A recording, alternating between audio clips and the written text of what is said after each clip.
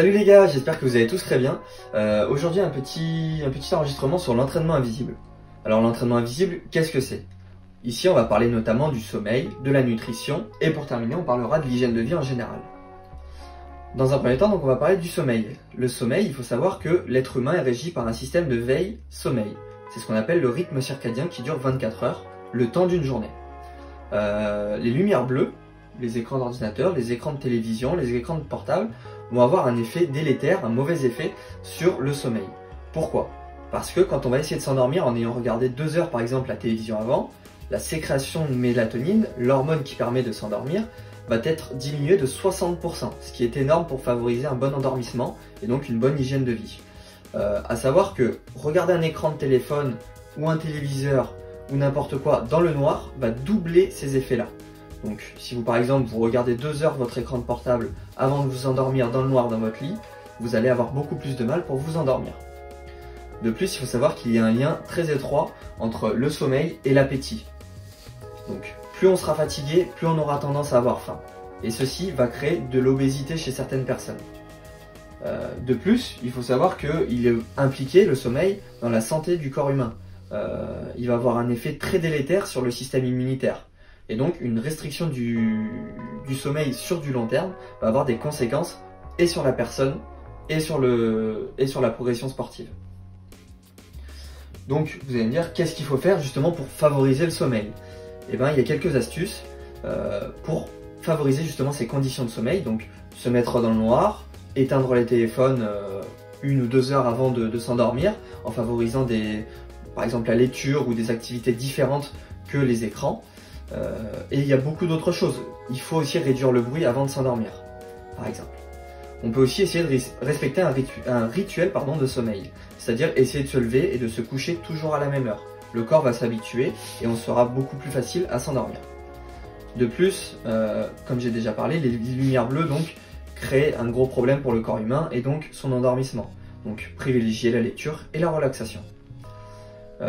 À savoir que des petites siestes d'environ 20 minutes en début d'après-midi ou quand vous rentrez de l'école avant d'aller à l'entraînement quelques heures avant vont favoriser justement une bonne hygiène de vie. Vous allez restaurer partiellement vos performances.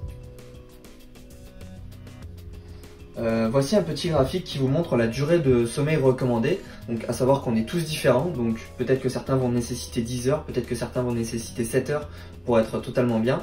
Dans la tranche d'âge où vous êtes, entre 17 et 20 ans, il est recommandé entre 7 à 10 heures de sommeil. Donc essayez de dormir au maximum les nuits, de faire des nuits complètes, donc avec les petites astuces que je vous ai données avant.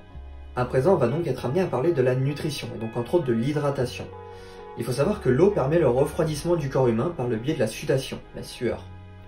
De plus, la simple sensation de soif dans la bouche, environ 1% de déshydratation, va entraîner une diminution des performances sportives d'environ 10%, ce qui est énorme.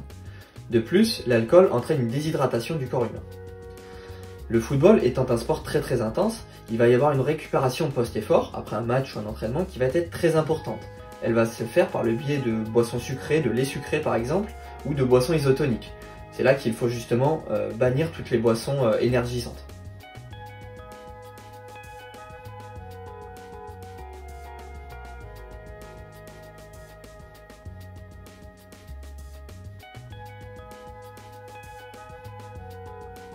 Le jour du match, il conviendra donc d'adapter la nutrition, donc l'alimentation et l'hydratation pour être le plus performant au cours du match.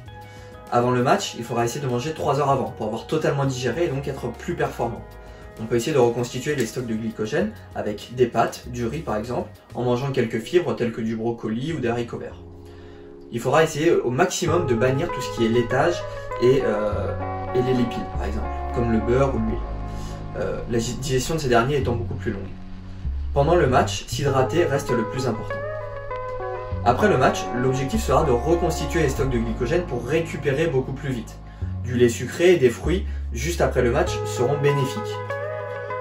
De plus, favoriser une alimentation saine et équilibrée afin d'être le plus performant possible sera primordial.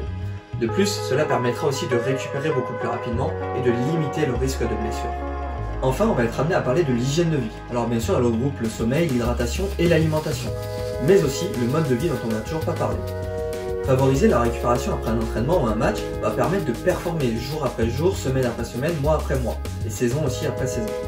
Porter des bas de contention, utiliser une douche froide ou adapter sa nutrition va donc être primordial, aussi pour limiter le risque de blessure. On peut aussi essayer de donner de l'importance aux étirements, aux assouplissements après un entraînement, de préférence à froid, pour limiter le risque de blessure et performer peut-être encore plus. Ça à savoir que le tabac, la drogue et l'alcool ne vont pas du tout de pair avec la performance. Enfin, pour conclure, on peut dire qu'il faut vraiment donner de l'importance à l'hygiène de vie pour performer. L'exigence est ce qui va nous permettre de performer jour après jour, que ce soit dans n'importe quel sport.